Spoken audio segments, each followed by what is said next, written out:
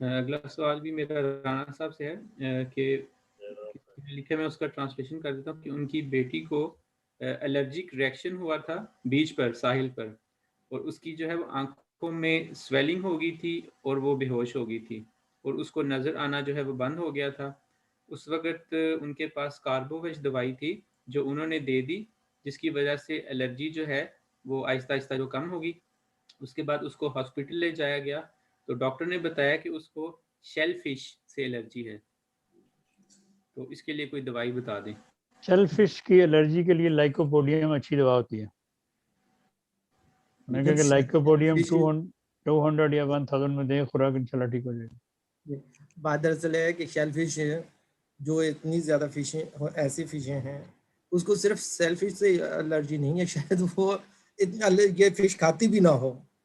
बात दरअसल यह है कि उनके पास इस तरह की कैटेगरीज होती हैं।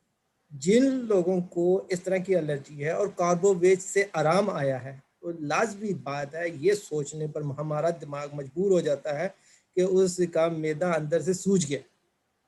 कार्बन जो है कहीं भी अगर किसी जगह पे भी फायदा देता है तो वो स्वेलिंग को हटाता है।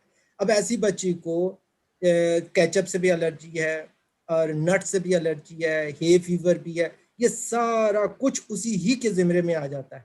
तो लिहाजा ये जो दवाइयाँ हैं, जो अगर बच्ची को हाइट्स बनते हैं तो कार्बोवेज दें और निगरानी रखें कि बच्चा ऐसी चीज़ें ना खाए जिससे उनको एलर्जी है।